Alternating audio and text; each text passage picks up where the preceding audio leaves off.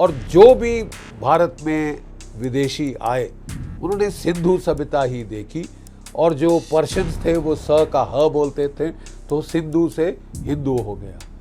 सभ्यता जब आप कहते हैं तो वो सिंधु नदी के ऊपर मुनस्सर है, हल्के में नहीं ले सकते।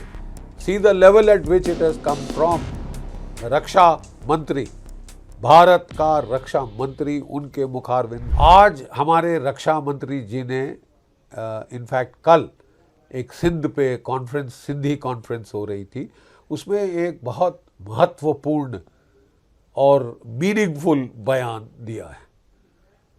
देखिए, भारत की सभ्यता सिंधु सभ्यता कहलाई जाती है, सिंधु सरस्वती सभ्यता, ठीक है। सरस्वती नदी तो लुप्त हो गई, रह गई केवल सिंधु। और जो भी भारत में विदेशी आए उन्होंने सिंधु सभ्यता ही देखी, और जो पर्शियंस थे वो स का ह बोलते थे, तो सिंधु से हिंदू हो गया। सप्त सिंधु से हप्त हिंदू हो गया, और हमारे धर्म का नाम ही इस पे पड़ गया। वैसे तो सनातन धर्म है, लेकिन सिंधु से हिंदू, हिंदू धर्म, क्योंकि पर्शियंस हमको ये बोलते थे ईरान के लोग, और अरब के लोग वो स का ह बोलते हैं, सोमा का होमा, तो उससे जो है आपका हिंदू सभ्यता जब आप कहते हैं तो वो सिंधु नदी के ऊपर मुनस्सर है। अब ये बड़े खेद की बात है कि हमारा बंटवारा हुआ, वो सिंधु नदी ही पाकिस्तान में चली गई। हमारी सभ्यता की जड़ें लेकिन वहाँ पे हैं। तो हमारे रक्षा मंत्री राजनाथ सिंह जी ने बहुत उपयुक्त बात कही और बिल्कुल सही कहा।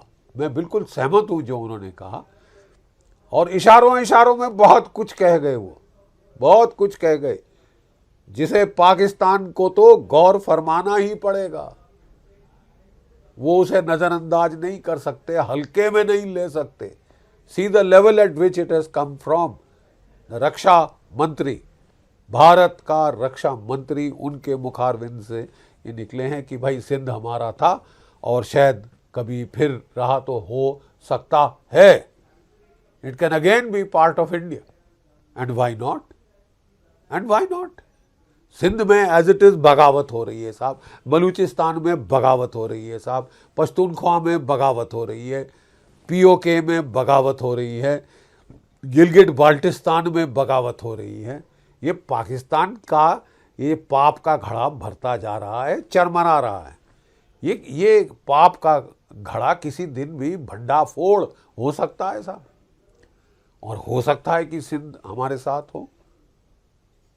पहले ये पंगे ले रहे थे सर क्रीक में कि साहब हम सर क्रीक को पकड़ लेंगे और ऑयल एक्सप्लोरेशन करेंगे, डोनाल्ड ट्रंप को तेल बेचेंगे, डोनाल्ड ट्रंप को मिनरल्स बेचेंगे, डोनाल्ड ट्रंप को रेयर अर्थ बेचेंगे।